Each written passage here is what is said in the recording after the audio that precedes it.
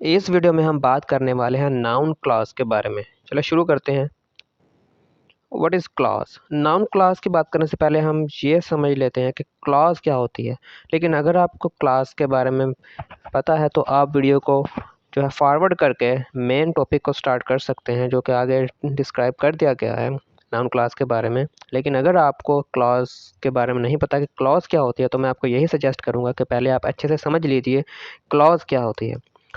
तो क्लॉज की अगर डेफिनेशन करें तो group of words which forms a complete sentence and contains a subject and a predicate is called a clause. तो ये अल्फाज का ऐसा मजमू होता है जो एक कंप्लीट सेंटेंस और एक कंप्लीट सेंस क्रिएट कर रहा होता है और एक सब्जेक्ट एंड प्रेडिकेट पर मुश्तमिल होता है, उसे हम क्लास कहते हैं। सब्जेक्ट, आई होप आपको पता होगा, काम करने वाली किसी शख्स या किसी चीज़ को हम सब्जेक्ट कहते हैं। और प्रेडिकेट जो होता है ये वर्ब पर मुश्तमिल होता है। वर्ब के साथ अगर हम कुछ और इन्फॉर्मेशन ऐड कर दें तो वह प्रेडिकेट बन जाता है, जो कि बता रहा होता है सब्जेक्ट कर क्या रहा है, क्या के साथ जो भी इंफॉर्मेशन शामिल होती है तो वह प्रेडिकेट बन जाता है। जैसे अगर एग्जांपल नंबर 1 को देखें, the sun rises in the east, सूरज मशरिक से निकलता है। ये एक कंप्लीट सेंटेंस है और कंप्लीट सेंस भी क्रिएट कर रहा है।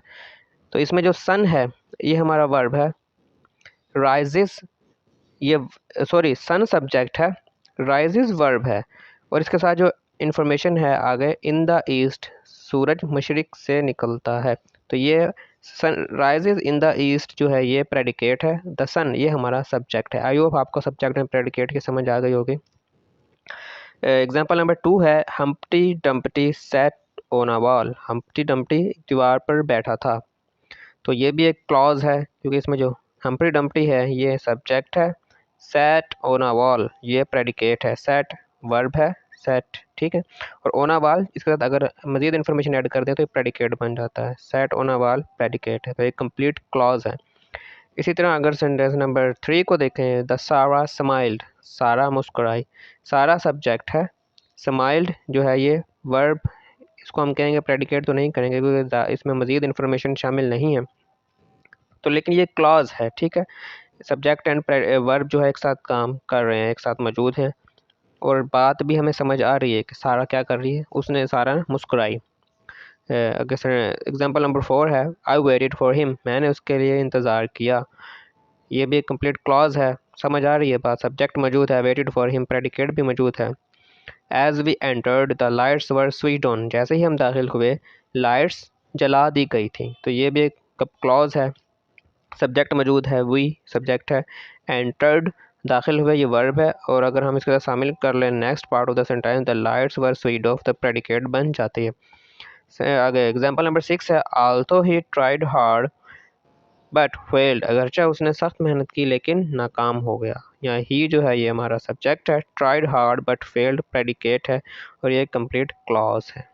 आगे चलते हैं कि अब बात करते हैं नाउन क्लास। नाउन क्लास क्या होती है? The class that serves the purpose of a noun and is usually dependent is called noun class. ठीक है, तो ऐसी क्लॉज या ऐसा सेंटेंस जो कि एक नाउन का पर्पस जो है दे रही हो या नाउन के तौर पर फंक्शन कर रही होते हैं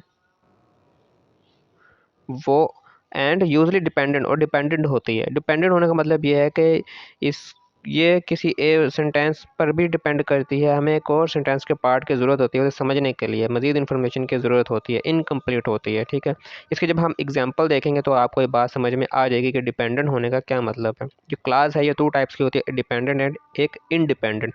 डिपेंडेंट जो होती है वो जो सेंटेंस के मज़ीद किसी वर्ड या किसी पार्ट पर डिपेंड करती है, अब कंप्लीट सेंस क्रिएट करने के लिए, बात को पूरा समझने के लिए। तो इंडिपेंडेंट होती है वो, जैसे ये वर्ड सजेस्ट कर रहा है कि किसी वो आज़ाद होती है, उसे जो है उससे जो ग्रुप का ऐसा वर्ड होता है जिसे एक्सप्लेन करने के लिए, जिसे समझने के लिए हमें मज़ीद सेंटेंस में किसी वर्ड की या किसी सेंटेंस के पार्ट की ज़रूरत नहीं होती। ठीक है, तो ये हम जब एग्जांपल्स को देखेंगे तो समझ में आ जाएगी आपको बात को। फ़िलहाल देखिए कि how to identify a noun class, के एक नाउन क्लास को हम आइडेंटिफाई कैसे कर सकते हैं। तो noun class have words like whatever, whichever, whoever, whomever, how, what, when, which, whether, whom, who, why at the beginning।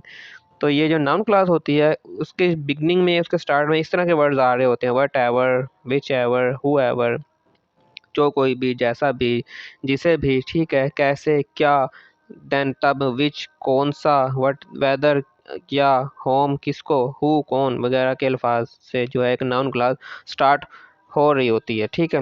Example देखिए, example number 1, what ever Brenda cooked made me happy, ठीक है। जो जो ये जो पार्ट है इसका, what ever Brenda cooked, Brenda ने जो भी पकाया, ये एक क्लॉज है, ठीक है। और ये किसको शो कर रही है, एक नाउन को, यानी फूड ना, क्या पकता है, खाना ही पकता है, वट एवर ब्रेंडा कुकड। जो इसमें जो ब्रेंडा है ये एक सब्जेक्ट है, और कुकड जो है ये वर्ब के साथ मिलकर ये एक प्रेडिकेट है, ठीक है। तो verb and verb, sorry, subject and predicate दोनों मिलकर किस चीज़ को शो कर रहे हैं, फूड को। उसने जो पकाया वो फूड है, तो ये कॉमन नाउन, ये नाउन के अगर आपको टाइप्स के बारे में पता हो तो आप समझ सकते हैं कि फूड एक कॉमन नाउन है और ये एक नाउन को शो कर रही है, ये क्लॉज। तो इस तरह जो एग्जांपल नंबर 1 है ये एक नाउन क्लॉज है। तो एग्जांपल नंबर 2 देखिए, how the girl spoke was indecent, कि जिस तरह से लड़की ने बात की वो एक नाशाइस्ता था अंदाज उसका। यहाँ देखो ये एक एब्स्ट्रैक्ट नाउन है, हाउ द गर्ल स्पोक, ये जो पूरी क्लॉज है ये एक नाउन को शो कर रही है, गर्ल का बिहेवियर। ये एब्स्ट्रैक्ट नाउन है, ये कॉमन नाउन की एक टाइप है। एब्स्ट्रैक्ट एक्शन की भी मजीद 3 टाइप है, जिसमें से एक्शन है ये एब्स्ट्रैक्ट, उसके एक्शन को यानी उसका बिहेवियर को शो कर रही है। एक्शन या बिहेवियर ये नाउन है, एब्स्ट्रैक्ट नाउन होता है। एक्शन या किसी का बिहेवियर उसे हम एब्स्ट्रैक्ट नाउन कहते हैं। तो ये how the girl spoke was indecent, तो ये जो है part how the girl spoke ये एक नाउन क्लास को शो कर रहा है। नेक्स्ट एग्जांपल नंबर 3 है,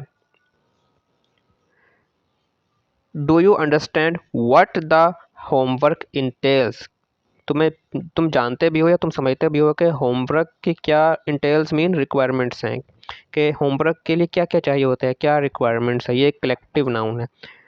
व्हाट द होमवर्क इंटेल्स ये जो है होमवर्क के लिए जो रिक्वायरमेंट्स होती हैं उसको शो कर रहा है, और ये रिक्वायरमेंट जो है ये एक कलेक्टिव नाउन के तौर पे काम कर रहा है। तो इस तरह ये पूरी क्लास है एक नाउन के तौर पे काम कर रही है। एग्जाम्पल नंबर 4 है, my daughter will wear whichever dress I hand over to her, मेरी बेटी वही पहनेगी जो कोई भी ड्रेस मैं उसको दूंगा या उसके हवाले करूंगा। Hand over, hand to her, उसको दूंगा। तो ये जो पार्ट है whichever dress I hand over, ये नाउन क्लास को शो कर रहा है, ठीक है। यहाँ विच एवर से शुरू हो रही है और इसमें जो है आई जो है ये सब्जेक्ट भी मौजूद है, हैंड ये वर्ब के तौर पे काम कर रहा है, प्रेडिकेट भी मौजूद है, ठीक है। तो ये ड्रेस को शो कर रहा है, पूरी क्लास एक ड्रेस को शो कर रही है, जो भी उसको दूंगा। और तो ड्रेस क्या होता है, कॉमन नाउन है, ठीक है। Example number 5, always honour whichever person you serve, उसकी इज्जत करो जिस शख्स की तुम खिदमत करते हो उसको हमेशा इज्जत दो।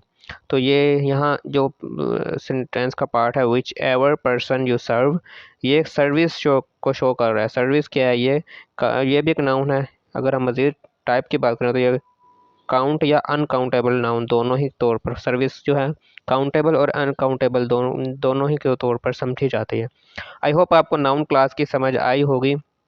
तो इसकी 2 चीज़ें होती है इसमें, एक तो ये जो है सेंटेंस जो होता है, ये क्लास जो होती है, it serves as a function of a noun, purpose of a noun, ये नाउन के तौर पे एक्ट कर रही होती है। सेकेंडली ये डिपेंडेंट होती है।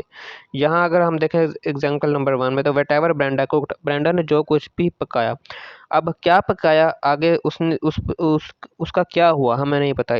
तो इसके लिए हमें मज़ीद एक्सप्लेनेशन की ज़रूरत है, सेंटेंस में मज़ीद पार्ट की ज़रूरत है, ठीक है। तो ये जो मेड मी हैप्पी, उसने जो कुछ भी पकाया उसने मुझे खुश कर दिया, उसके खाने नहीं, यहाँ हम समझ सकते हैं। अब हमें पता चला कि जो है ब्रेंडा ने जो कुछ भी बनाया था उसने क्या किया, उसने मुझे खुश कर दिया। तो इस तरह ये डिपेंडेंट क्लास है, वट एवर ब्रेंडा कुकड।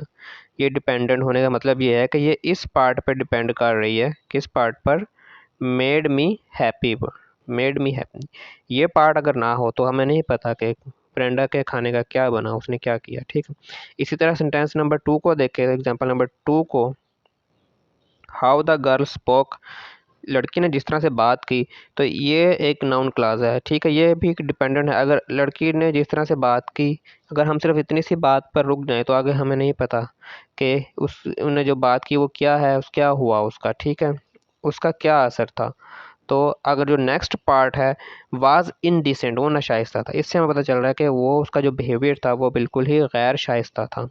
तो इस तरह ये how the girl spoke noun class ये एक डिपेंडेंट क्लास बन जाती है। आई होप आपको डिपेंडेंट क्लास का भी समझ में आ गई और इस जो है क्लास के बारे में अच्छे से समझ आ गई होगी। लेकिन अगर किसी बात की आपको समझ में नहीं आई, कोई कन्फ्यूजन है, तो आप कमेंट सेक्शन में कमेंट कर सकते हैं, मैं उस बात को एक्सप्लेन कर दूंगा।